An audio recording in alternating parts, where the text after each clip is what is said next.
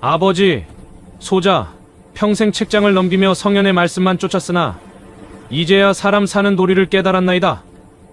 도성 최고의 재원, 초이와 혼인하게 해 주시옵소서. 안녕하세요. 사랑방 이야기에 오신 걸 환영합니다. 깊은 관심과 사랑에 감사드립니다.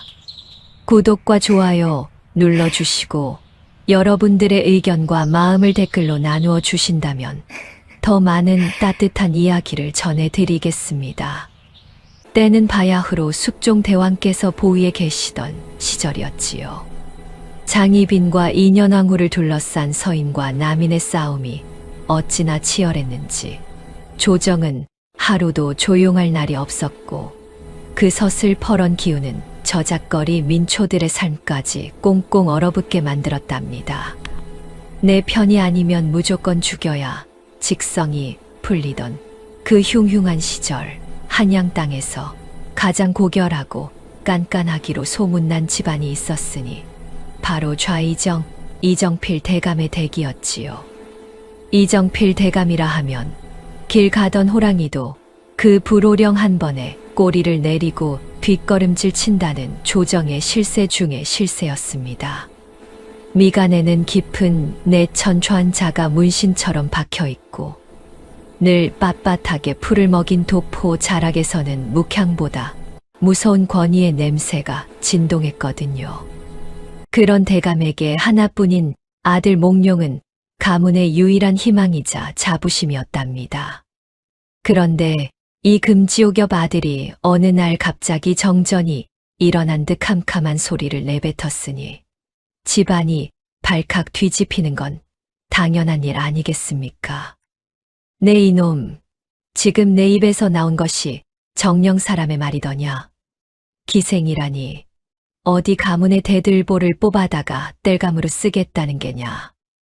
이정필 대감의 목소리가 사랑채 천장을 뚫고 나갈 듯 울려 퍼졌습니다. 마당에서 낙엽을 쓸던 방자는 빗자루를 내던지고 기둥 뒤로 숨어들었고 부엌에서 찻상을 준비하던 하인들은 그릇 깨지는 소리에 어깨를 들썩였지요. 대감의 얼굴은 잘 익은 석류 마냥 붉게 달아올랐고 꽉 쥔 주먹은 부르르 떨리고 있었습니다. 하지만 몽룡 또한 만만한 아들이 아니었답니다. 아버지를 빼다 박은 그 황소고집으로 바닥에 코가 닿을 듯 엎드려 있었지만 눈빛만큼은 새벽별처럼 초롱초롱하게 빛나고 있었거든요. 그는 숨을 크게 들이키더니 다시금 못을 박았습니다. 초희는 단순한 기생이 아니옵니다. 시와 서에 능하고 검은고 소리는 선녀의 곡조 같으니 제 마음은 이미 그 여인에게 묶여 한치도 움직일 수 없나이다. 허락해 주시지 않는다면 소자, 이 자리에서 혀를 깨물고 조상님 곁으로 가겠나이다. 이건 대화가 아니라 전쟁이었지요. 아들의 목숨을 건 협박에 이정필 대감은 숨이 턱 막히는 기분이었습니다. 평소 같으면 당장 멍석을 말아내쳤을 터이나 하나뿐인 자식이 눈을 부릅뜨고 대드니 속이 타들어갈 수밖에요. 그 시각 도성 안의 공기는 평소와 달랐습니다. 기방 연양각 앞에는 벌써부터 이 기괴한 소문을 들은 사람들이 하나둘 모여들기 시작했지요. 좌이정댁 도령이 기생한테 홀려 미쳤다더라. 그 기생이 보통 여우가 아니라더라. 하는 말들이 칼날처럼 날카롭게 허공을 갈랐습니다. 이정필 대감은 씩씩거리며 밖을 내다보았습니다. 담벼락 너머로 수군거리는 마을 사람들의 눈초리가 마치 독화살처럼 가슴에 박히는 듯 했지요. 가문의 명예를 목숨보다 귀하게 여기는 그에게 이 상황은 죽기보다 더한 치욕이었습니다. 그런데 바로 그때 대감의 서재 문을 두드리는 조심스러운 소리가 들려왔습니다. 방자가 식은땀을 흘리며 서찰 하나를 들고 나타난 것이지요. 그 서찰은 다름 아닌 기생 초이가 대감에게 직접 보낸 것이었습니다. 대감은 코웃음을 치며 서찰을 낚아채 펼쳤습니다. 어디 한낱 천한 것이 뭐라고 짓거렸느냐 하는 심산이었지요. 하지만 서찰을 읽어 내려가던 이정필 대감의 눈동자가 순식간에 커졌습니다. 서찰의 첫머리에는 다른 어떤 말보다 먼저 대감이 20년 전 남몰래 묻어두었던 어떤 장소의 이름이 적혀 있었기 때문입니다. 대감의 손이 미세하게 떨리기 시작했고 서늘한 공기가 방 안을 가득 채웠습니다. 인연이 이걸 어찌 알고 대감의 입술이 파르르 떨렸습니다. 몽룡은 고개를 숙인 채 그 변화를 눈치채지 못했지만 이정필 대감은 직감했지요. 이 혼례 소동이 단순히 아들의 불장난이 아니라 자신의 목줄을 죄어올 거대한 덫일지도 모른다는 사실을 말입니다. 내 인연, 내가 감히 어디라고 이 신성한 서재에 발을 들이느냐. 내 당장 내 놈의 발목을 분질러 저작거리에 내 동댕이 칠 수도 있음을 모르느냐. 좌이정 이정필 대감의 고함이 사랑방 문풍지를 파르르 떨게 만들었습니다. 갓을 고쳤을 정신도 없이 아들 몽룡을 사당에 가둬버린 대감은 지금 제 앞에 독대하고 앉은 이 요물 같은 여인 초희를 뚫어져라 노려보았지요. 하지만 초희는 어찌 된 영문인지 겁을 먹기는커녕 가느다란 손가락으로 찻잔을 만지작거리며 입가에 묘한 미소를 띠고 있었답니다. 대감님, 호통 소리가 여전하시니 소인 마음이 참으로 놓입니다요. 20년 전 그 추운 겨울날 산속 폐가에서 소인의 아버님께 목숨을 구걸하시던 그때의 기계가 느껴져서 말이지요. 초희의 그 한마디에 이정필 대감의 안색이 순식간에 흙빛으로 변했습니다. 20년 전 산속 폐가. 그것은 대감의 화려한 관직 인생에서 유일하게 지우고 싶은, 아니 지워야만 하는 치욕스럽고도 절박했던 기억이었거든요. 대감의 빳빳하게 세워진 깃이 미세하게 떨리고 고압적이었던 눈빛에는 당혹감의 그림자가 스쳐 지나갔습니다. 너, 내가 그걸 어찌 아느냐. 감히 어느 안전이라고 그 망발을 짓거리는 게야. 망발이라니요. 아버님께서 주신 그 놀이개를 소인이 아직도 품고 있는데 말입니다. 초희는 품속에서 때 묻은 비단 놀이개 하나를 꺼내 탁자 위에 살포시 내려놓았습니다. 이정필 대감의 눈동자가 확장되었지요. 그것은 분명 자신이 목숨을 빚진 은인에게 훗날 내 도움을 원한다면 이것을 가져오라며 건넸던 물건이었습니다. 천한 기생의 입에서 나올 말이 아니었기에 대감의 머릿속은 지금 수만 마리의 벌떼가 날아다니는 듯 웅성거렸답니다. 마을 사람들은 담 너머로 들려오는 대감의 고함이 잦아들자 오히려 더 불안한 눈빛으로 수군거리기 시작했지요. 아니, 대감이 기생을 죽이기는커녕 방 안이 조용해졌어. 혹시 대감도 그 여우한테 홀린 거 아니야? 하는 말들이 꼬리에 꼬리를 물고 마을 전체로 번져나갔습니다. 이정필 대감은 마른 침을 삼켰습니다. 이 여인을 당장 끌어내야 마땅하나 저 놀이개와 그녀가 준 과거의 진실이 세상에 드러나는 날에는 자신의 명예는 물론이요. 아들 몽룡의 앞날까지 암흑에 잠길 것이 분명했거든요. 대감은 억지로 목소리를 깔며 협상을 시도했습니다. 원하는 게 무엇이냐? 돈이냐 아니면 면천이냐? 내가 원하는 것은 무엇이든 들어줄 터이니 당장 내 아들 곁에서 떨어져라. 그러자 초이가 가볍게 소리내어 웃었습니다. 마치 은방울이 굴러가는 듯한 청아한 웃음이었으나 대감에게는 저승사자의 웃음보다 더 섬뜩하게 들렸지요. 대감님, 제가 원하는 건 그리 거창한 게 아닙니다. 그저 아침마다 대감님께 문안 인사를 올리고 맛난 해장국을 끓여드리는 며느리가 되고 싶을 뿐이지요. 아버님, 소인의 솜씨가 제법 좋답니다. 아버님이라는 소리에 대감은 하마터면 뒤로 넘어갈 뻔했습니다. 이 발칙한 여우가 감히 좌의정의 자존심을 짓밟고 안방을 차지하려 들다니요. 아버님, 소자의 진심은 대궐 담장보다 높고 한강물보다 깊사옵니다. 제발 이 사당 문을 열어주시옵소서. 이놈아, 내 놈이 기어이 이 애비 가슴에 대못을 박는구나. 차라리 사당 귀신이 될지언정 그 요물과는 절대로 안 된다. 이 천하의 불효자식아. 사당 문을 사이에 두고 벌어지는 부자지간의 실랑이가 새벽 공기를 가늘게 떨게 만들었답니다. 좌의정 이정필 대감은 밤새 한숨도 자지 못한 탓에 눈등덩이가 퀭하게 가라앉아 있었지요. 빳빳하게 풀을 먹였던 도포 자락은 이미 구겨질 대로 구겨져 대감의 처참한 심정을 대변하는 듯 했답니다.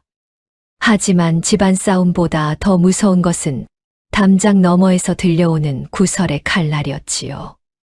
날이 밝기 무섭게 동네 우물가에는 안악들이 모여 앉아 빨래방망이 대신 혀를 휘두르기 시작했거든요. 예, 들었어. 좌의정댁 도령이 기생한테 홀려가지고 사당에서 곡기를 끊었다며. 말도 마오. 그 기생이 보통 여우가 아니라더군. 대감님이 그 여우랑 독대를 하고는 안색이 흙빛이 되어 나왔다니. 무슨 약점이라도 잡힌 게 분명해. 어휴, 고결한 척은 혼자 다 하더니 집안 꼴 잘 돌아간다. 이제 좌의정이 아니라 기생사돈이라 불러야겠네. 안악들의 비아냥 섞인 웃음소리는 담장을 넘어 이정필 대감의 귀에 화살처럼 날아와 박혔답니다. 평소 같으면 불호령을 내려 저작거리 쥐새끼들 입을 다물게 했겠지만 지금 대감은 그럴 처지가 아니었지요. 초희가 내민 그 낡은 놀이개와 20년 전의 비밀이 대감의 목줄을 꽉 쥐고 있었기 때문이랍니다. 대감은 서재 안을 이리저리 서성거리며 가끈을 만지작거렸습니다. 땀이 밴 손바닥이 축축하게 젖어들었지요. 그때 담벼락 아래에서 방자가 눈치를 살피며 다가와 조심스레 입을 열었답니다. 대감님, 큰일 났구먼요. 마을 사람들이 벌써 대문 앞까지 모여들어가지고는 대령 숙수라도 부른 거냐며 잔치 준비하느냐고 비아냥대고 난리가 났슈. 이 일을 어쩌면 좋대유? 방자의 말에 대감은 뒷목을 잡으며 휘청거렸답니다. 권세로 누를 수도 돈으로 막을 수도 없는 것이 사람들의 입방아였지요. 가문의 명예가 숭숭 뚫린 창호지 마냥 너덜거리는 꼴을 보자니 가슴 속에서 천불이 솟구쳤답니다. 그런데 바로 그때 사당 안에 갇혀있던 몽룡이 갑자기 큰 소리로 노래를 부르기 시작했지요. 사랑아, 내 사랑아 초희야 어딨느냐. 아버님은 호랑이요. 나는 가련한 토끼로다. 몽룡의 실성한 듯한 노랫소리에 대감은 정신이 아득해졌답니다. 아들은 사랑에 미쳐 날뛰고 마을 사람들은 비웃음을 날리며 요물 같은 기생은 제 비밀을 쥐고 흔드니 그야말로 사면초가가 따로 없었지요. 대감은 이를 부득할며 초희가 머물고 있는 기방으로 다시 향할 결심을 굳혔답니다.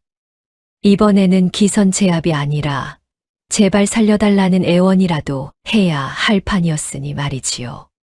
도성 최고의 권력자가 한나 기생에게 무릎을 꿇어야 할지도 모른다는 공포가 대감의 빳빳한 고개를 서서히 꺾어놓고 있었답니다.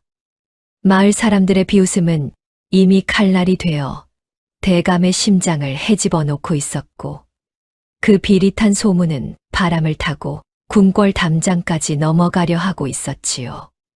방자 이놈, 내 놈의 혓바닥이 오늘따라 유난히 길어 보이는구나. 그 혀로 저 요물 같은 년의 약점을 하나라도 못 물어오면 내 놈 엉덩이는 오늘부로 곤장 맛을 보느라 고기 반찬이 될 줄 알아라. 좌이정 이정필 대감의 서슬퍼런 불호령이 방자의 상투 끝을 바르르 떨게 만들었지요. 대감은 지금 제정신이 아니었답니다. 아들놈은 사당에서 곡기를 끊고 시위 중이지요. 마을 사람들은 제 면전에서 비아냥대지요. 게다가 그 요물 같은 기생 초희는 제 목줄을 쥔 채 생글생글 웃고 있으니 말입니다. 그래서 대감은 마지막 수단으로 집안에서 가장 눈치 빠르기로 소문난 방자를 스파이로 급파하기로 결심한 것이었지요. 걱정 마십시오, 대감님. 이 방자가 누굽니까요? 저작거리 소문은 제 귀를 거치지 않는 것이 없고 쥐구멍 속 사정까지 꿰뚫어 보는 놈 아닙니까요? 그 여우 같은 년의 꼬리를 제가 콱 밟아오겠나이다. 방자는 큰 소리를 뻥뻥 치며 기방 연향각으로 향했답니다. 하지만 막상 기방 문턱에 들어서자마자 방자의 코끝을 간지럽히는 달큰한 분내와 기름진 전 부치는 냄새에 그만 정신이 아득해졌지요. 초희는 이미 방자가 올 줄 알았다는 듯 방 안 가득 산의 진미를 차려놓고 비단 옷자락을 살랑거리며 그를 맞이했답니다. 아이고, 우리 방자 도령 아니신가? 좌이정댁에서 고생이 많으시지? 어서 앉게나. 이 귀한 술은 대감님도 구경 못 하신 보리술이라네. 에헤이, 제가 지금 놀러 온 줄 아십니까요? 저는 대감님의 특명을 받고. 어이쿠, 이게 웬 달달이랍니까요? 기름기가 아주 좔좔 흐르는구먼요.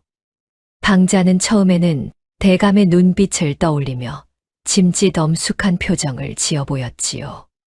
하지만 초이가 건넨 막걸리 한 잔이 목구멍을 타고 넘어가자마자 그의 결심은 봄눈 녹듯 사라지고 말았답니다.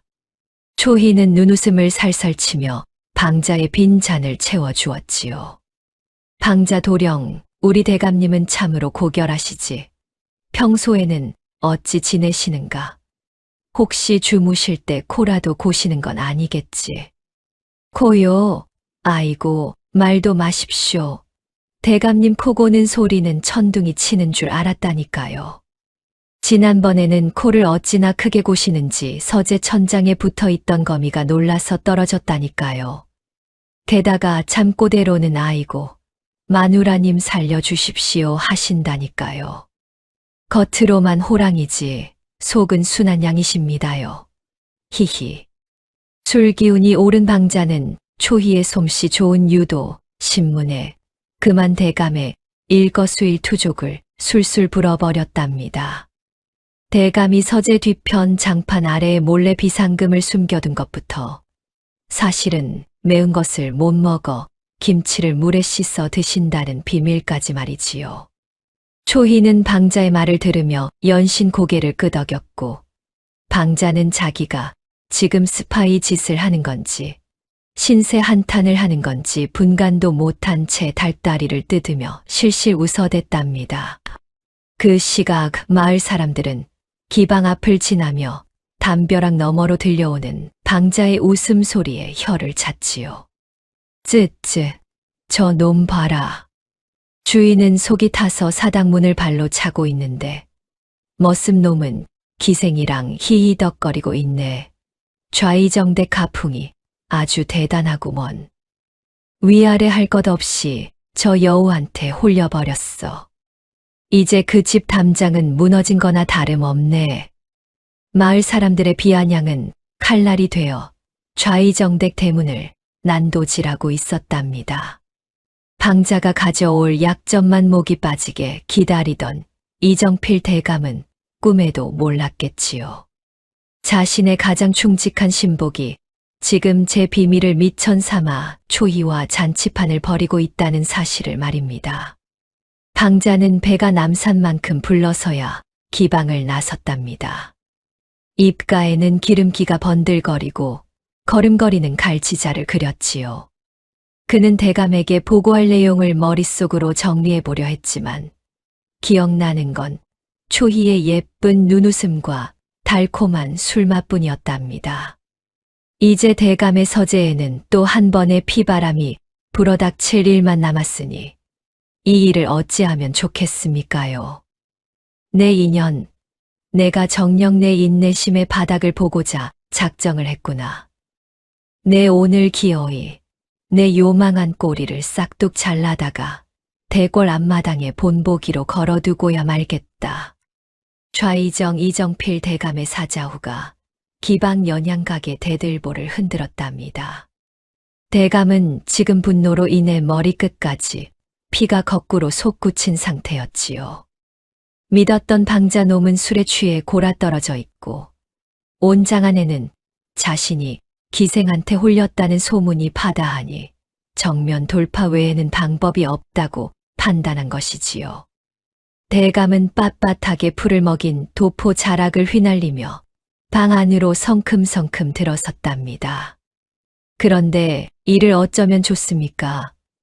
방 안에는 향긋한 국화주 냄새가 진동하고 초희는 세상에서 가장 우아한 자태로 검은고 줄을 퉁기고 있었거든요. 초희는 대감의 살벌한 호령에도 눈 하나 깜짝하지 않고 오히려 비단 방석을 내밀며 생긋 웃어 보였답니다. 아이고 아버님, 오시느라 고생 많으셨습니다요. 밖이 어찌나 추운지 대감님 코끝이 빨개지셨구먼요. 여기 제가 대감님 취향을 딱 맞춰서 준비한 안 매운 주안상이 있으니 어서 앉으셔요. 김치는 벌써 물에 3번이나 씻어 두었답니다. 그 말에 이정필 대감은 하마터면 갓을 떨어뜨릴 뻔했답니다. 방자놈이 제 비밀을 다 불었다는 확신이 드는 순간 대감의 권위는 이미 저 멀리 안드로메다로 날아가 버린 것이나 다름없었지요. 대감은 당황한 기색을 숨기려 헛기침을 크게 내뱉으며 자리에 앉았답니다. 내 오늘 너와 시조 한 수로 판가름을 내려왔다. 내가 만약 내 시조를 받아치지 못한다면 당장 이 도성을 떠나겠다고 약조하거라. 대감은 비장하게 술잔을 들이켰습니다. 하지만 초희가 내놓은 국화주는 보통 술이 아니었지요. 한 잔만 마셔도 앉은뱅이가 일어난다는 독하디독한 명주였거든요. 대감은 빈속에 술을 연거푸 들이키며 멋들어진 시조를 읊기 시작했답니다. 청살리 벽계수야.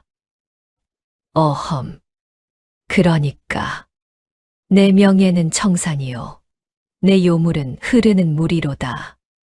그러나 술기운이 올라오자 대감의 혓바닥이 꼬이기 시작했답니다. 초희는 검은고를 타며 대감의 시조를 기가 막히게 받아쳤지요. 대감은 한 잔, 2잔 들어가는 술에 어느덧 호랑이 같은 위험은 간데 없고 눈동자가 풀리기 시작했답니다. 급기야 대감은 자리에서 일어나 도포 자락을 붙잡고 엉덩이를 실룩거리며 춤을 추기 시작했지요. 얼씨구 좋구나. 우리 며느리 검은고 솜씨가 아주 일품이로다. 며느라, 한 잔 더 다오. 내가 가문의 보배구나. 마당에서 대감을 기다리던 하인들과 담 너머로 구경하던 마을 사람들은 그 광경을 보고 입을 다물지 못했답니다. 조정의 기둥인 좌이정 대감이 기방에서 엉덩이 춤을 추며 기생을 며느리라 부르고 있으니 이건 그야말로 천지가 개벽할 노릇이었지요. 세상에 저게 정령대감님이 맞으셔. 어제는 호랑이처럼 울부짖더니 오늘은 강아지처럼 재롱을 피우시네. 말도 마오. 저 여우가 보통 여우가 아니라니까. 좌이정 대감님도 저 술 한 잔에 무너진 걸 보니 가문이 망해도 한참 망했구먼. 사람들의 비아냥거림은 밤 공기를 타고 도성 구석구석으로 퍼져나갔답니다. 대감은 다음 날 아침 자신이 저지른 일을 기억하지 못한 채 기방 방바닥에서 눈을 떴지요. 머리는 깨질 듯 아프고 입안은 까끌까끌한데 머리맡에는 초희가 정성스레 끓여놓은 해장국이 놓여 있었답니다. 대감은 이불을 뒤집어 쓰고 비명을 지르고 싶었지만 이미 엎질러진 물이었지요. 이정필 대감의 채통은 이미 만신창이가 되었고 초희는 이제 대감의 안방까지 넘볼 기세였습니다. 호랑이가 여우의 덫에 스스로 걸어 들어간 꼴이 되었으니 이제 이 집안의 주도권은 누구에게로 넘어간 것일까요? 어이쿠야, 내 머리야. 이게 정령 꿈이더냐? 아니면 내 명줄이 다해 저승사자와 술판이라도 벌인 것이더냐? 방자야, 방자 이놈 어딨느냐? 좌이정 이정필 대감의 비명이 기방 연양각에 아침 고요를 사정없이 깨뜨렸답니다. 머리는 수만 마리의 벌이 쏘아대는 듯 지끈거리고 입안은 모래라도 씹은 듯 까끌까끌했지요. 대감이 눈을 떠보니 자신은 어제 입고 온 도포 자락을 이불 삼아 기방 방바닥에 대자로 뻗어 있는 게 아니겠습니까? 정신을 차려보려 애를 쓰던 대감의 뇌리에 어젯밤에 조각난 기억들이 주마등처럼 스쳐 지나갔답니다. 엉덩이를 실룩거리며 춤을 추던 자신의 모습과 초희를 향해 우리 보배 같은 며느리라 부르며 술잔을 건네던 그 끔찍한 광경 말이지요. 대감님, 아니 아버님, 벌써 일어나셨사옵니까? 술 기운에 속이 많이 쓰리실 텐데 여기 제가 정성껏 끓인 북어 해장국 좀 드셔보셔요. 어젯밤에 어찌나 흥겹게 춤을 추시던지 제가 다 신이 났답니다요. 초희가 쟁반을 들고 사뿐사뿐 들어오며 얄밉도록 화사한 미소를 지어 보였답니다. 대감은 그 미소를 보자마자 뒷목이 서늘해졌지요. 아버님이라는 소리가 고막을 때릴 때마다 대감의 고결한 자존심은 천 갈래 만 갈래로 찢겨나가는 듯 했거든요. 대감은 짐짓 엄숙한 표정을 지으며 갓을 고쳐 쓰려 했지만 이미 갓끈은 끊어져 있고 상투는 옆으로 삐딱하게 돌아가 있는 처량한 신세였답니다. 어허, 내 인연 입 조심하지 못할까. 어젯밤 일은 그저 술김에 벌어진 실수건을. 어디서 감히 아버님 소리를 입에 올리는 게야. 내 당장 돌아가서 어젯밤 일을 발설하는 놈들은 모조리 혀를 뽑아버릴 터이니 그리 알 거라. 대감은 으름장을 놓으며 밖으로 나섰지만 상황은 이미 대감의 손을 떠나 있었답니다. 기방마당을 지나 대문 밖으로 나가자마자 어젯밤부터 대감을 기다리던 하인들과 구경꾼들이 대감을 보자마자 입을 가리고 킥킥대기 시작했거든요. 여보게 들었나? 우리 좌이정 대감님이 어젯밤에 나비춤에 대가로 거듭나셨다네. 엉덩이를 요리조리 흔드시는 폼이 팔도 명창저리 갈아였다지. 말도 마오. 기생한테 며느리라고 절까지 하려 하셨다는데 이제 좌이정대 가훈이 기생을 보배처럼으로 바뀌게 생겼어. 으하하하. 마을 사람들의 조롱 섞인 웃음소리가 시장 바닥을 지나 대궐 담장까지 번져나갈 기세였답니다. 대감은 얼굴이 화끈거려 고개를 들 수가 없었지요. 평소 같으면 길을 털어 호령하던 방자놈도 어젯밤 초희에게 대감의 비밀을 다 불어버린 죄책감에 고개를 푹 숙인 채 땅만 보고 걷고 있었답니다. 대감은 자신의 집 앞에 도착해서도 차마 대문을 열고 들어가지 못했지요. 사당에 갇힌 아들 몽룡의 곡소리는 여전하고 안방마님은 우리 대감님 채통 어디 갔느냐 하며 통곡을 할 게 뻔했으니까요. 대감은 텅 빈 서재에 홀로 앉아 거울을 보았답니다. 어제까지만 해도 호랑이 같던 기계는 어디 가고 웬 술 취한 늙은이 하나가 수치심에 몸을 떨고 있었지요. 그런데 바로 그때 대감의 눈에 책상 한 귀퉁이에 놓인 초희의 서찰이 다시 들어왔답니다. 어젯밤 취기에 잊고 있었지만 그 서찰 속에는 자신의 목숨을 구해 주었던 은인과의 약속이 적혀 있었지요. 대감은 문득 깨달았답니다. 이 소동이 단순히 술주정으로 끝날 일이 아니라는 것을요. 초희는 단순히 아들을 꼬드긴 기생이 아니라 자신의 과거를 낱낱이 파헤쳐 복수를 하러 온 저승사자일지도 모른다는 공포가 대감의 뼛속까지 파고들었답니다. 조정에서는 이미 대감의 행실을 문제 삼아 탄핵을 준비한다는 소문이 돌기 시작했지요.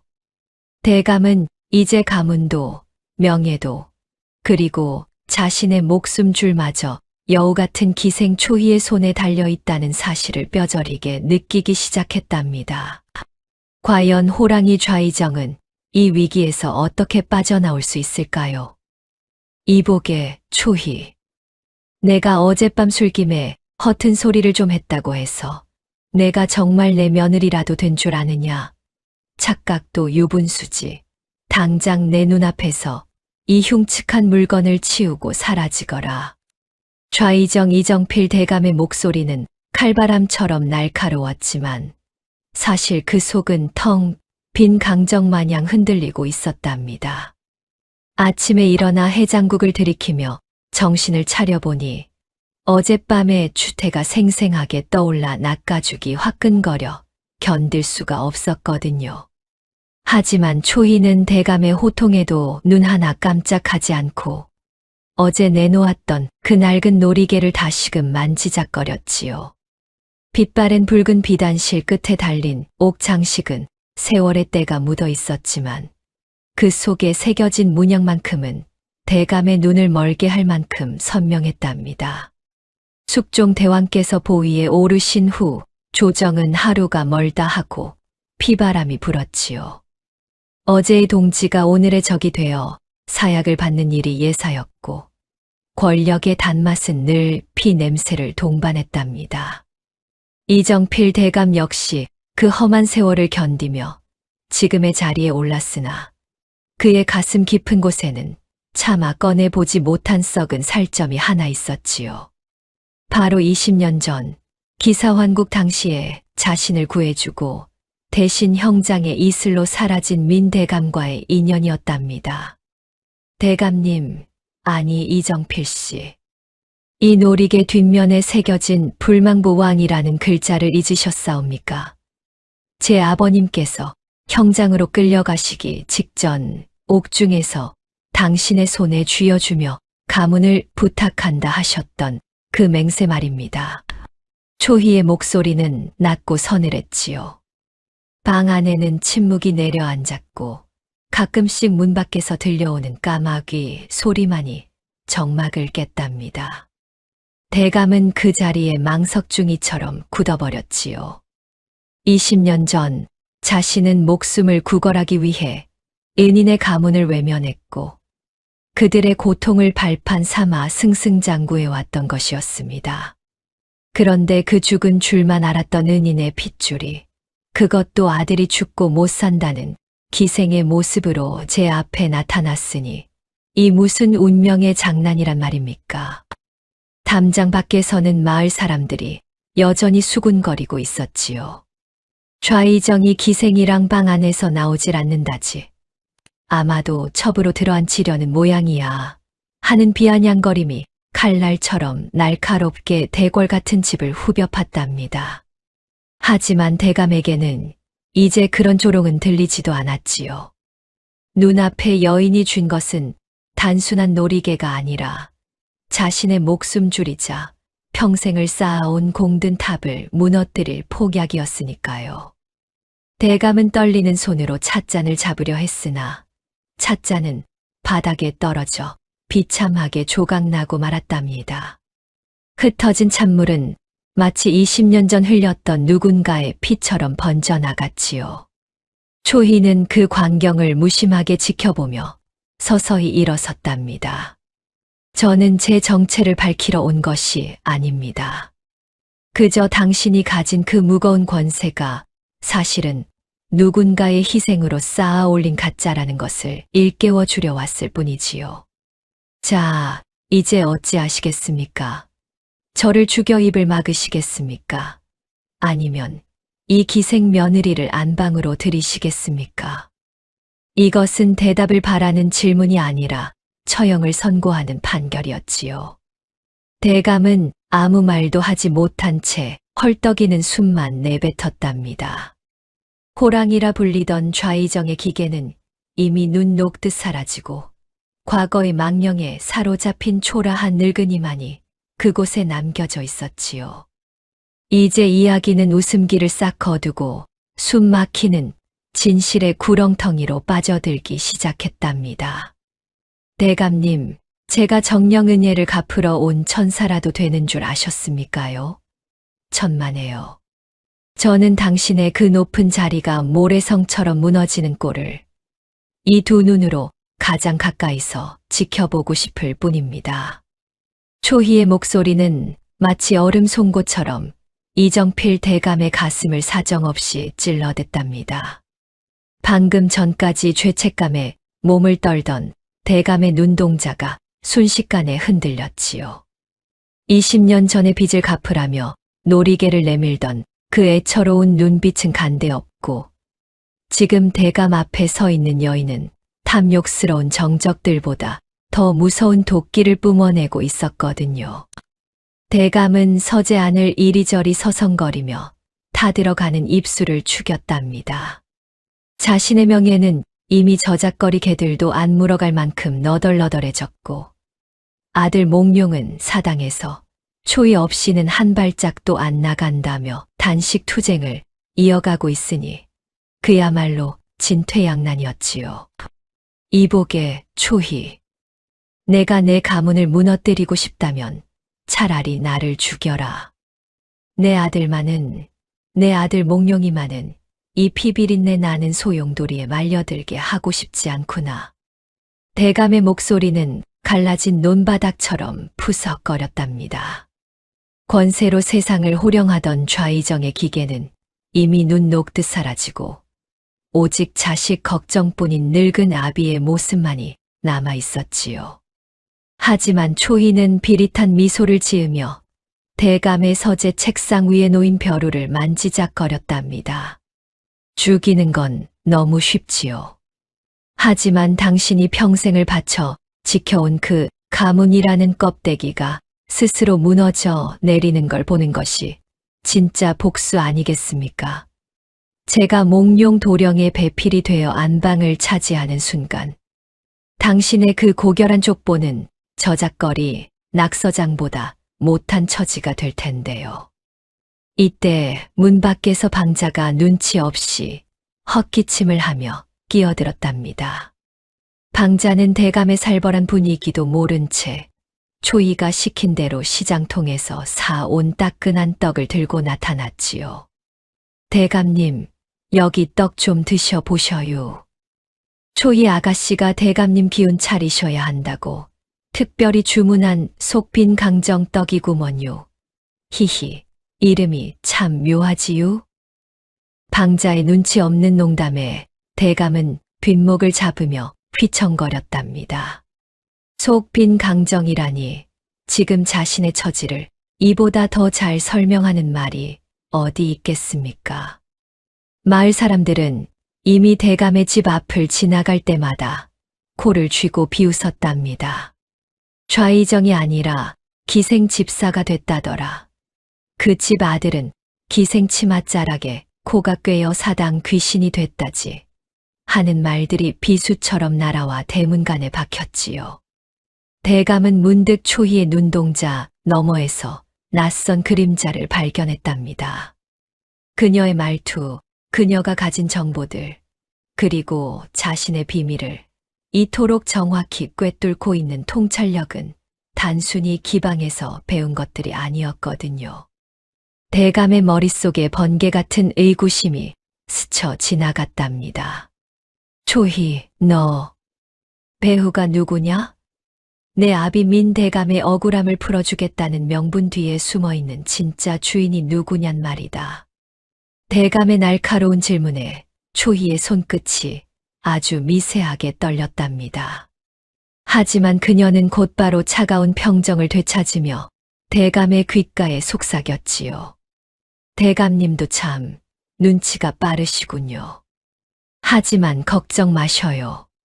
저는 그저 누군가의 하수인일 뿐이지만 당신을 무너뜨리는 데에는 제 사심이 아주 가득 담겨 있으니까요. 자, 이제 곧 조정에서 금부도사들이 들이닥칠 겁니다. 당신의 그 잘난 정적들이 제가 드린 선물을 아주 좋아했거든요. 그랬답니다.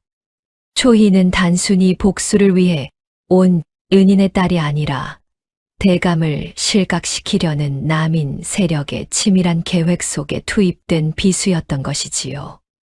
대감은 그제야 자신이 거대한 거미줄에 걸려들었음을 깨달았답니다.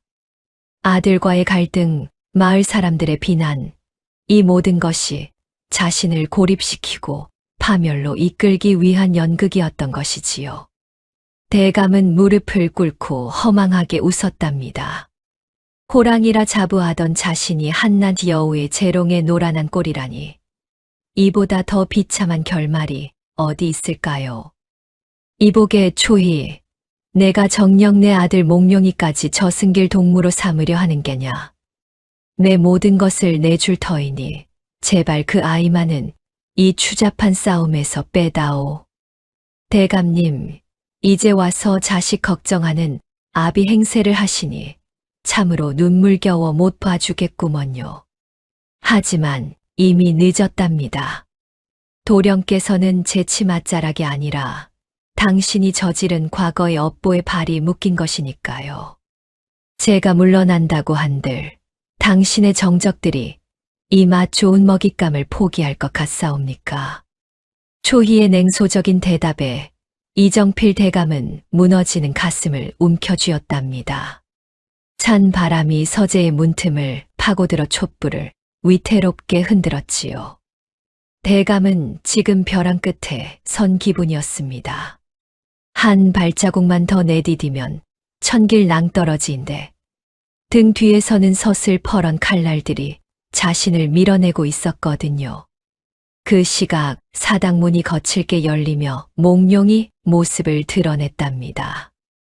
며칠간 곡기를 끄는 탓에 얼굴은 반쪽이 되었고 눈가는 쑥 들어갔지만 그 눈동자만큼은 이글거리는 숯불처럼 타오르고 있었지요. 몽룡은 비틀거리는 걸음으로 마당을 가로질러 아버지가 있는 서재 앞으로 다가갔습니다. 아버지, 소자 다 들었나이다. 초희가 누구인지, 아버지가 과거에 어떤 일을 하셨는지 전부 다 알게 되었단 말입니다. 그런데 어찌하여 소자에게는 끝까지 입을 다무시는 것입니까? 아버지가 지키려던 가문이 고작 이런 비겁함 위에 세워진 성이었단 말입니까? 아들의 절규에 이정필 대감은 차마 고개를 들지 못했지요. 평생을 강직한 선비로 호랑이 같은 정승으로 살아왔건만 정작 자신의 아들 앞에서는 한낱 죄인에 불과했답니다. 마당 구석에서 이 광경을 지켜보던 방자는 입을 틀어막은 채 숨을 죽였고 담장 너머로 귀를 기울이던 마을 사람들의 수군거림은 더욱 흉포하게 변해갔지요. 세상에 도령까지 다 알게 됐다니 이제 이 집안은 끝장났구먼. 저 늙은 여우가 도령 머릿속까지 다 헤집어 놓은 게 분명해. 말도 마오. 기생 하나 때문에 부자지간이 칼을 겨누게 생겼으니 이게 다 좌이정 대감이 업보를 쌓은 탓이지. 인과응보가 따로 없어. 마을 사람들의 비아냥은 이제 단순한 조롱을 넘어 인격을 난도질하는 칼날이 되어 날아왔답니다. 대감은 그들이 뱉는 말 한마디 한마디가 살갗을 베는 듯 아팠지만 그보다 더 고통스러운 건 초희가 품속에서 슬쩍 꺼내 보인 두툼한 장부였지요. 그것은 대감이 가문을 유지하기 위해 남몰래 조성했던 비자금의 흐름이 낱낱이 기록된 비밀 장부였답니다. 대감님, 이 장부가 내일 아침 의금부로 넘어가면 어찌 될지 잘 아시겠지요? 당신의 목이 달아나는 것은 물론이요. 저 가련한 도령은 유배지로 떠나 평생을 고통 속에서 살게 될 겁니다.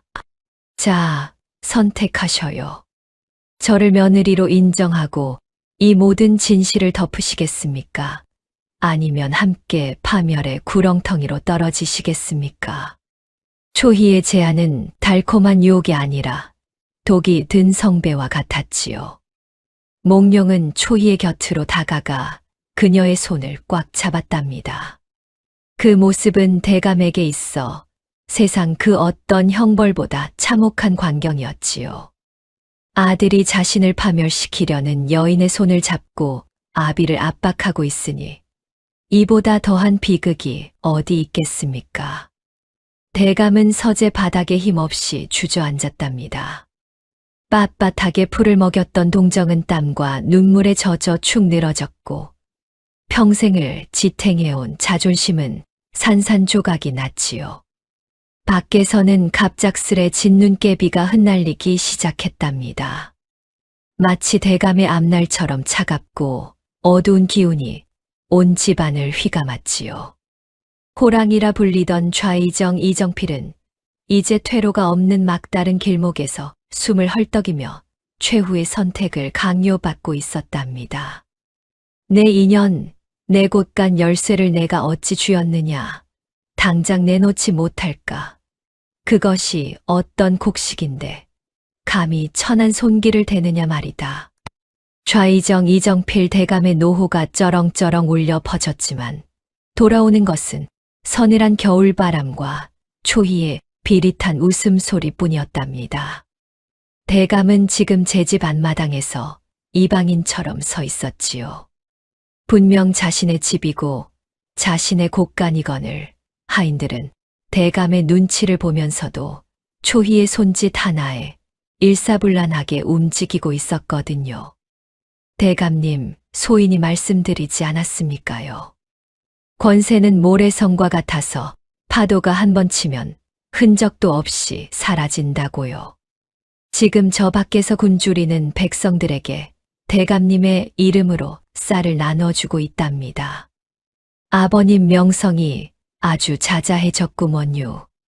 기생 며느리 덕에 좌의정이 사람 됐다고 말이지요. 초희는 대감의 속을 뒤집어 놓는 재주가 가히 신의 경지였답니다. 대감은 피가 거꾸로 솟아 안색이 보라색으로 변했지요.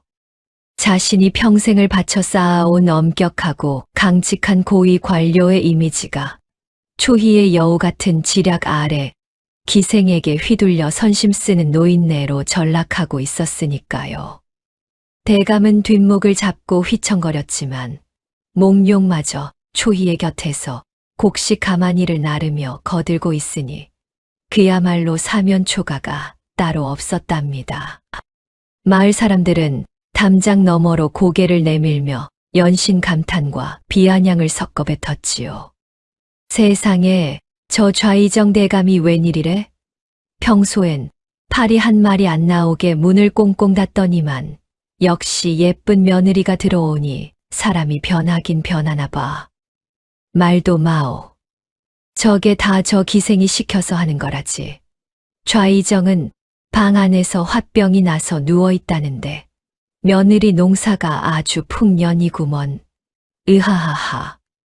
마을 사람들의 웃음소리는 칼날이 되어 대감의 서재 문창지를 갈기갈기 찢는 듯 했답니다. 대감은 고립되었지요. 아들은 등을 돌렸고 하인들은 초이가 챙겨주는 뒷돈과 달콤한 말에 매료되었으며 백성들은 대감의 진심이 아닌 초희의 연출된 자비에 환호하고 있었답니다. 대감은 텅 빈 방 안에서 홀로 촛불을 응시하며 자신의 처지를 한탄했지요. 방자는 문틈으로 대감의 눈치를 살피며 초희가 시킨 따끈한 죽을 들고 들어왔답니다. 대감님, 속 좀 달래셔요. 초희 아가씨가 특별히 전복을 넣어서 끓였다니까요.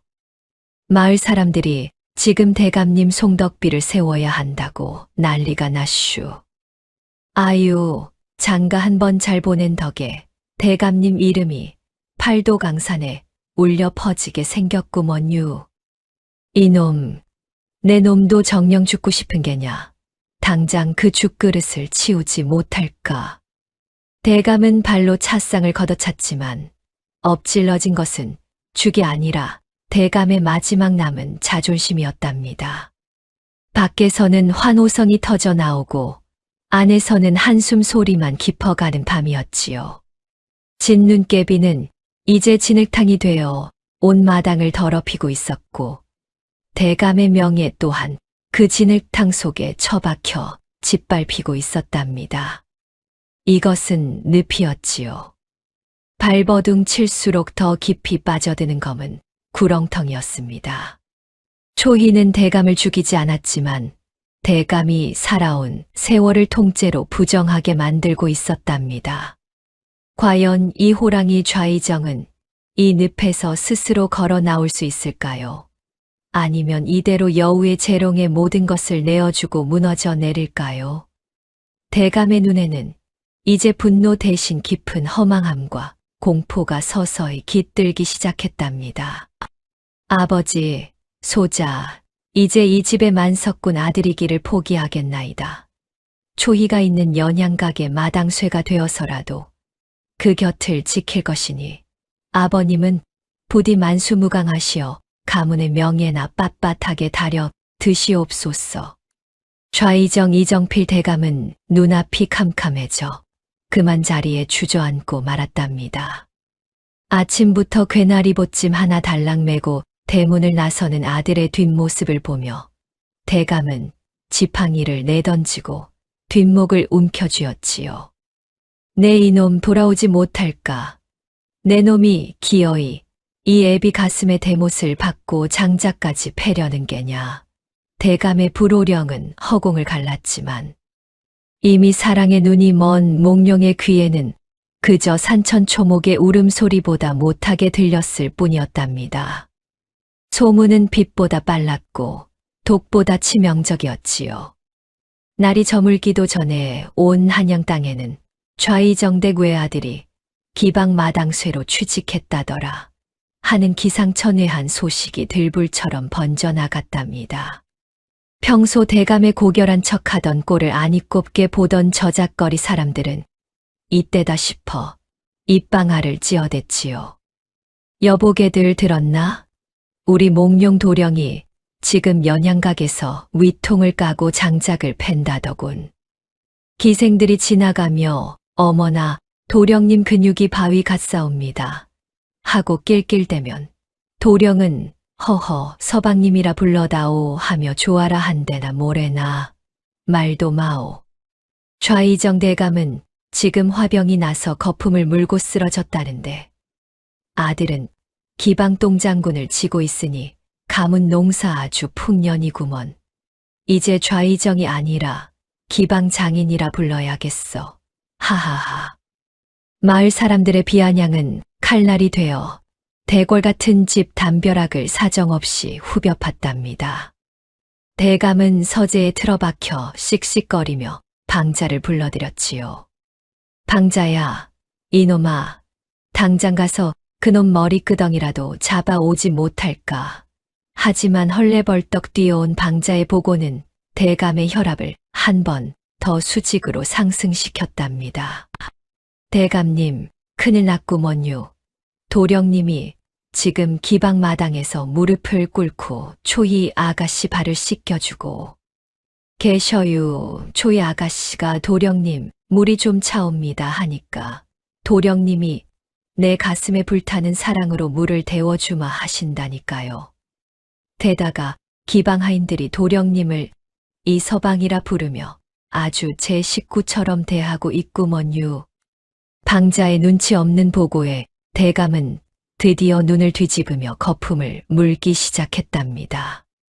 평생 사서 삼경을 외우고 예법을 따지던 가문의 유일한 후계자가 한낱 기생의 발을 씻기고 기방 노비들과 어울리고 있다니요.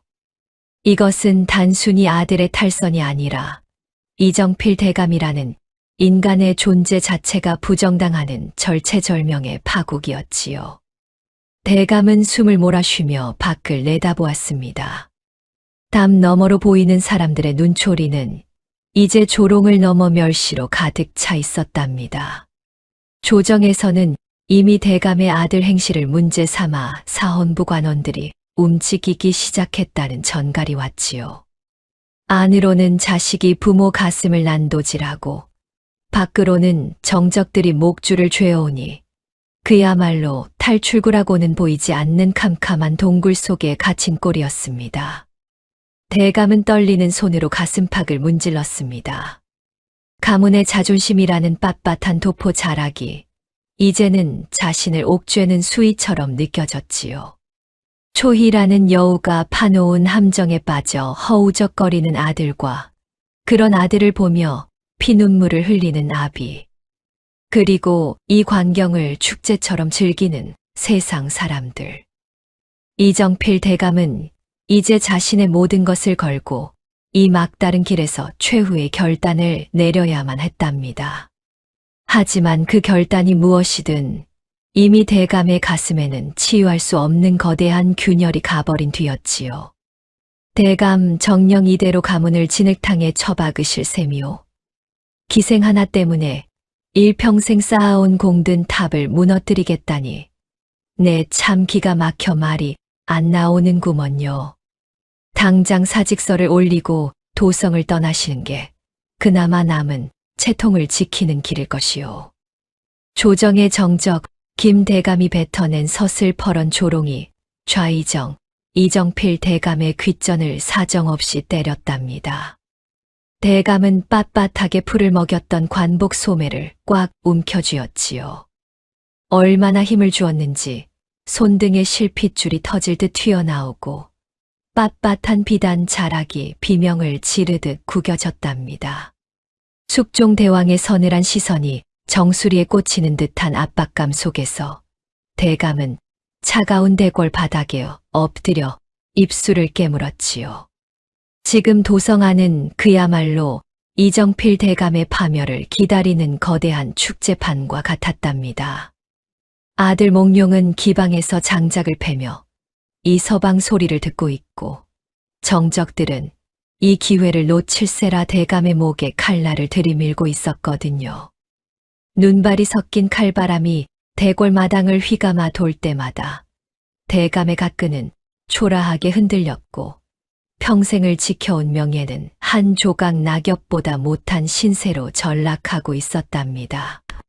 마을 사람들은 이제 대놓고 대감의 집 담벼락 아래에서 삿대질하며 비아냥댔지요. 여보게 저기 봐. 저 집이 바로 기생한테 안방 내주고 마당쇠 아들 둔 그 유명한 좌이정댁이라며? 대감님이 오늘 궁궐에서 쫓겨나면 아마 연양각에서 술상이나 나르셔야 할걸. 말도 마오. 고결한 척은 혼자 다 하더니 결국은 여우 같은 기생 치맛자락에 가문 대들보를 다 팔아먹었구먼. 인과응보가 따로 없어. 동네 사람들의 말 한마디 한마디는 비수가 되어 대감의 심장을 난도질했답니다. 대감은 비틀거리는 걸음으로 궁궐을 나와 다시금 기방 연양각으로 향했지요. 이것은 체면을 차리기 위한 행차가 아니라 벼랑 끝에 몰린 짐승의 마지막 몸부림이었답니다. 연양각에 들어서자 땀을 뻘뻘 흘리며 물통을 쥐고 나르던 몽룡이 아버지를 보고는 환하게 웃으며 다가왔지요. 아버지, 오셨사옵니까? 소자, 이제 물 깃는 솜씨가 제법 늘었나이다. 초희가 이 물로 끓인 차 맛이 일품이라 칭찬해 주었으니 아버님도 한 잔 드셔보시겠사옵니까? 자식의 그 천진난만한 아니 사랑에 미친 소리를 들으며 대감은 눈앞이 캄캄해졌답니다. 바로 그때 방 안에서 검은고 가락을 멈추고 초희가 천천히 걸어 나왔지요. 그녀는 대감의 무너진 안색을 보며 비릿하게 쪼개는 입술로 마지막 비수를 꽂았답니다. 대감님, 이제 결정하셨사옵니까? 가문을 버리고 아들을 살리시겠습니까? 아니면 끝까지 그 낡아 빠진 명예를 붙잡고 아들과 함께 형장의 이슬로 사라지시겠습니까? 조정의 상소문들이 벌써 대감님의 목줄을 꽉 쥐고 있는데 말이옵니다. 초희의 말은 단순한 위협이 아니었지요. 대감은 자신의 등 뒤에서 자신을 밀어내는 거대한 운명의 손길을 느꼈답니다. 정적들의 음모와 아들의 광적인 사랑, 그리고 초희의 치밀한 복수극이 한데 엉켜 대감을 천길 낭떠러지로 몰아넣고 있었거든요. 대감은 떨리는 손으로 칼자루 대신 자신의 가슴팍을 쥐어뜯었답니다. 평생을 바쳐 지켜온 가문의 위엄은 이제 누더기가 되어 발밑에 뒹굴고 있었고, 자신의 분신과도 같은 아들은 적의 품에서 웃고 있었지요. 대감은 핏발선 눈으로 초희를 노려보았지만 그녀의 눈동자 속에는 승리자의 여유만이 가득했답니다. 이제 더 이상 물러설 곳도 숨을 곳도 없었지요. 대감은 차가운 눈바닥에 주저앉아 하늘을 우러러 통곡하고 싶은 심정이었지만 뼛속까지 시려오는 배신감과 압박감에 숨조차 제대로 쉬지 못했답니다. 인내심이라. 내 복수심은 이미 바닥을 뚫고 지옥까지 닿았네. 자네가 가진 그 가짜 권세로 날 막아보시게. 내일이면 그 화려한 관복이 수위가 될지도 모르는데 여전히 채통타령만 할 텐가. 초희의 목소리는 한겨울 서리보다 차갑게 이정필 대감의 심장을 후벼 팠답니다. 대감은 빳빳하게 풀을 먹였던 도포 자락이 무색하게 차가운 방바닥에 주저앉아 거친 숨을 몰아쉬었지요. 어둠이 짙게 깔린 연양각의 밀실에는 오직 타들어가는 촛불의 심짓하는 소리만이 정막을 깨고 있었답니다. 대감은 떨리는 손으로 자신의 정자관을 벗어 옆에 놓았지요. 평생을 지켜온 그 무거운 관이 오늘따라 천근만근처럼 무겁게 느껴졌던 것이었답니다. 밖에서는 매서운 칼바람이 문풍지를 사정없이 때리고 있었지요. 마치 조정의 정적들이 올리는 시퍼런 상소문들이 대감의 목을 치러 달려오는 소리 같았답니다. 대감은 눈을 감았지요. 감은 눈앞에는 20년 전 피눈물을 흘리며 죽어간 친구 민대감의 얼굴과 지금 제 앞에서 서늘한 미소를 짓고 있는 초희의 안색이 겹쳐 보였답니다. 이것은 피할 수 없는 업보요. 도망칠 수 없는 덫이었지요. 자네가 정령 바라는 것이 내 목숨인가? 아니면 이 나라의 근간인가? 내 아들 몽룡이는 아무 죄가 없네. 그 아이만은 제발. 대감의 목소리는 갈라진 논바닥처럼 푸석거렸답니다. 권세의 정점에서 호랑이라 불리던 좌이정의 기계는 이미 눈 녹듯 사라지고 오직 자식의 안위만을 걱정하는 늙고 병든 아비의 그림자만이 벽면을 가득 채우고 있었지요. 그러나 초희는 가느다란 손가락으로 차갑게 식어버린 찻잔을 만지작거리며 대감을 내려다보았답니다. 그녀의 눈동자 속에는 20년 동안 응어리진 한서린 불꽃이 이글거리고 있었지요. 그 시각 마을 사람들은 기방 앞 주막에 모여 앉아 이 기괴한 결전을 안주 삼아 씹어대고 있었답니다. 예, 들었나? 좌이정 대감이 지금 기생 앞에 무릎을 꿇고 빌고 있다더군. 조정의 실세가 한낱 여우한테 홀려 나라 망신을 다 시키고 있어. 말도 마오. 그 집 아들은 지금 부엌에서 솥뚜껑을 닦고 있다지. 가문이 망해도 저렇게 창의적으로 망할 수가 없구먼. 내일이면 금부도사들이 들이닥칠 텐데 저 집 담벼락에 붙은 거미줄도 비웃겠어. 하하하. 마을 사람들의 비아냥은 이제 단순한 조롱을 넘어 인격의 밑바닥을 긁어내고 있었답니다. 대감은 담장 너머로 들려오는 그 비릿한 웃음소리를 들으며 자신의 인생이 얼마나 허망한 모래성 위에 세워졌는지를 뼈저리게 느꼈지요. 명예라는 이름의 가짜 껍데기가 벗겨지자 남은 것은 치욕과 후회뿐이었답니다. 방자는 문 밖에서 발을 동동 구르며 어찌할 바를 몰랐지요. 대감이 내린 마지막 명령은 누구도 드리지 말아였지만 이미 조정에서 보낸 전갈들이 산더미처럼 쌓여 있었거든요. 방자는 눈물 섞인 콧물을 닦으며 중얼거렸답니다. 대감님, 이제 정말 끝인가 보구먼요. 도령님은 사랑에 미쳐 계시고 대감님은 과거에 발목 잡히셨으니 이 방자놈은 이제 어느 집 머슴으로 팔려가야 한대요. 방자의 눈치 없는 한탄이 밤 공기에 흩어졌답니다. 대감은 드디어 결심한 듯 품속에서 낡은 놀이개와 함께 자신의 인장을 꺼내 놓았지요. 그것은 가문의 모든 권한과 재산을 넘기겠다는 무언의 항복이었답니다. 하지만 초희는 그 인장을 보며 비웃음을 날렸지요. 그녀가 원하는 건 그런 하찮은 물건이 아니었으니까요. 내일 아침이면 해가 뜨겠지만 이정필 대감에게 그 해는 단두대의 칼날보다 무겁게 다가올 것이었답니다. 아들과의 절연, 가문의 멸문지와 그리고 평생을 쌓아온 명예의 파국. 이 모든 것이 폭발하기 직전의 고요함 속의 연양각의 밤은 깊어만 갔지요. 대감은 차가운 바닥을 손톱이 빠지도록 긁으며 소리 없는 통곡을 내뱉었답니다. 호랑이의 가죽은 이미 벗겨졌고 그 속살은 여우의 날카로운 발톱에 찢길 준비를 마친 셈이었지요. 내 이놈 김대감, 감히 어디라고 내 집안 대례식에 금부도사를 끌어들이느냐. 내 오늘 이 관복을 벗을지언정 내 놈의 무례함은 절대로 용서치 않겠다. 좌이정 이정필 대감의 사자후가 대례청 마당을 뒤흔들었답니다. 화려한 원삼을 입은 초희와 사모관대를 한 몽룡이 맞절을 올리려던 찰나 시퍼런 칼날을 든 금부도사들이 대문을 부수듯 들이닥친 것이었지요. 김 대감은 비열한 웃음을 흘리며 품속에서 상소문을 꺼내 들었답니다. 허허, 이정필 대감. 이미 늦었소이다.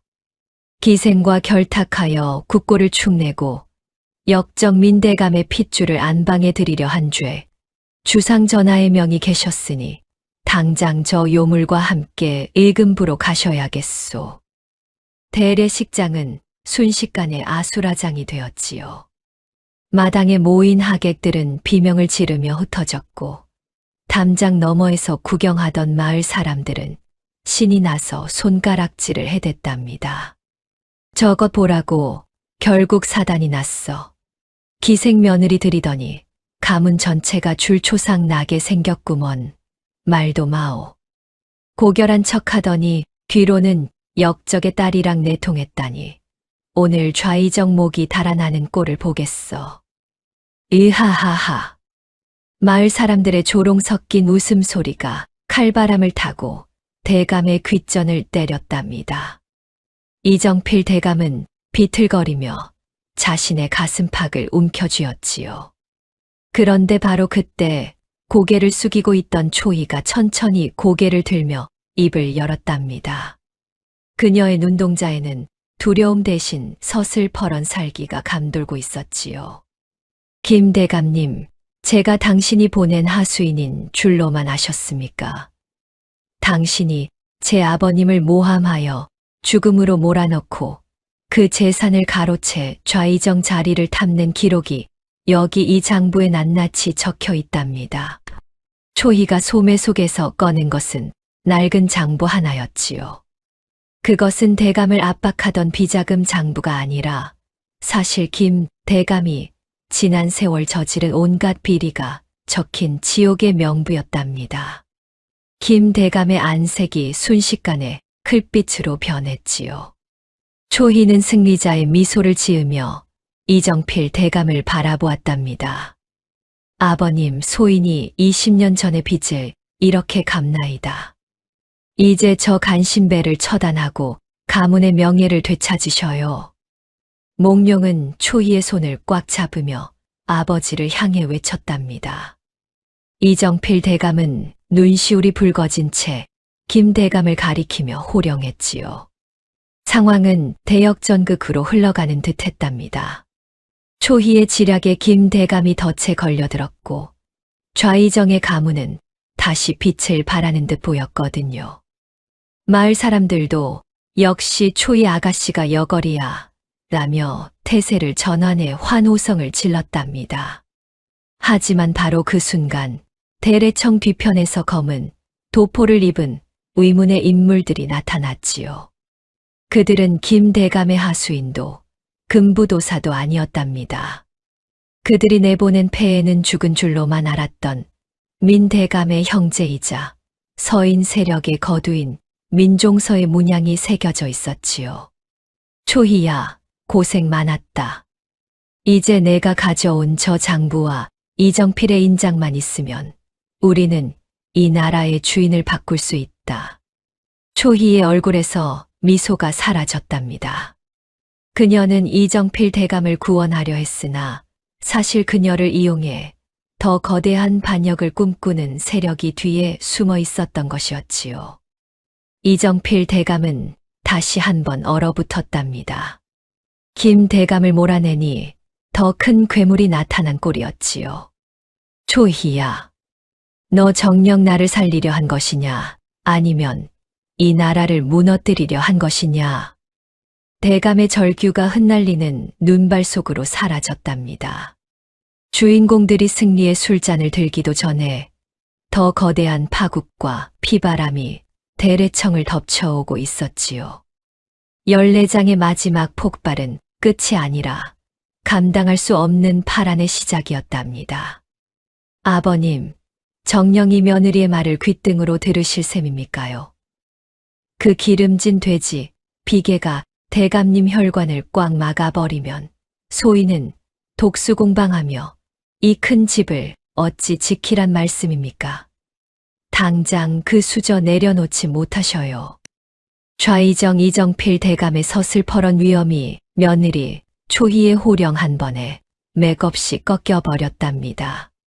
평생을 조정의 호랑이라 불리며 임금 앞에서도 고개를 뻣뻣이 들던 대감이 이제는 며느리가 무서워 상 밑으로 고기 한 점 몰래 숨기려다 들킨 강아지 신세가 되었으니 세상에 이런 천지개벽이 또 어디 있겠습니까요?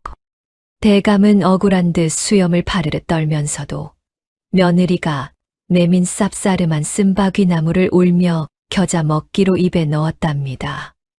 지난 겨울 대례청을 덮쳤던 그 검은 그림자들은 다름 아닌 숙종대왕께서 친히 내리신 밀서를 받은 금군들이었지요. 초희가 미리 준비했던 비책은 단순히 정적 김 대감을 무너뜨리는데 그치지 않았답니다. 그녀는 자신의 아버님인 민 대감의 억울한 죽음을 밝힘과 동시에 그 뒤에서 반역을 꾀하던 잔당들까지 일망타진하는 묘수를 부렸던 것이지요. 결국 호랑이 좌의정 이정필은 가문의 명예를 되찾았고 초희는 기생의 굴레를 벗어던지고 당당히 민가민지아의 여식으로 복권되어 이 집안의 안방마님이 되었답니다. 도성 안의 풍경도 싹 바뀌었지요. 한겨울 얼어붙었던 민심은 어느덧 살랑거리는 봄바람을 타고 온 마을에 웃음꽃을 피웠답니다. 마을 사람들은 이제 담장 너머를 기웃거리며 손가락질하는 대신 좌의정댁 며느리의 영특함을 칭송하느라 입술이 마를 지경이었지요. 여보게 들었나? 우리 초이 마님이 이번에 흉년 대비해서 마을에 공동 곡간을 만드셨다네. 좌의정 대감님은 마님이 하자는 대로 서명만 하신다는데 세상에 그런 며느리 바보가 따로 없어. 말도 마오. 대감님이 전에는 길가에 파리 한 마리만 날아도 호통을 치시더니 요즘은 손주 녀석 업어주느라 허리가 휘는 줄도 모르신데 역시 사람은 임자를 잘 만나야 변하는 법이야. 하하하. 마을 사람들의 칭찬 섞인 웃음소리가 이제는 비수가 아니라 따스한 햇살이 되어 대문간을 비추었답니다. 몽룡은 또 어찌 되었느냐고요? 그 고집불통 도령은 이제 기방 마당쇠가 아니라 초희의 지극한 내조 덕에 과거에 급제하여 어엿한 관리로 성장했지요. 몽룡은 퇴근하기만 하면 초희야를 부르며 아내에게 달려가기 바쁘니 이정필 대감은 그 꼴을 보며 헛기침을 하면서도 흐뭇한 미소를 감추지 못했답니다. 따스한 봄볕이 내리쬐는 오후, 대감은 손주의 고사리 같은 손을 잡고 마당을 거닐었지요. 문득 마당 한 구석에 놓인 낡은 꽃신 하나를 발견했답니다. 그것은 초희가 처음 이 집에 들어오던 날 몽룡의 손에 이끌려 엉망이 되었던 그 보잘것없던 신발이었지요.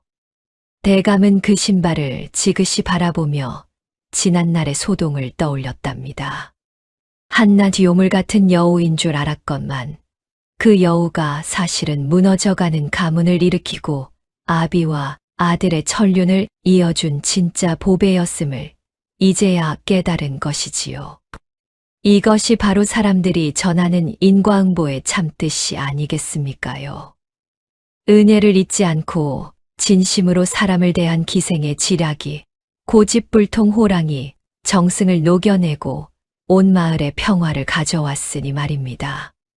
사람은 고쳐 쓰는 것이 아니다라는 말도 있지만 우리 주인공들을 보면 사람은 진정한 사랑과 믿음을 만날 때 비로소 완성된다는 말이 더 어울릴 듯합니다요. 여러분, 이야기는 이렇게 끝이 났지만 우리네 삶의 이야기는 지금부터 시작이랍니다. 남을 시기하고 미워하기보다 초이처럼 지혜롭고 따뜻한 마음으로 주변을 돌본다면 우리 집안에도 저 좌이정댁 같은 웃음꽃이 피어나지 않겠습니까요? 사람들은 그렇게 말한답니다. 그 좌이정댁에는 지금도 여우 같은 며느리와 호랑이 시아버지가 티격태격하며 세상에서 가장 행복한 소동을 이어가고 있다고요.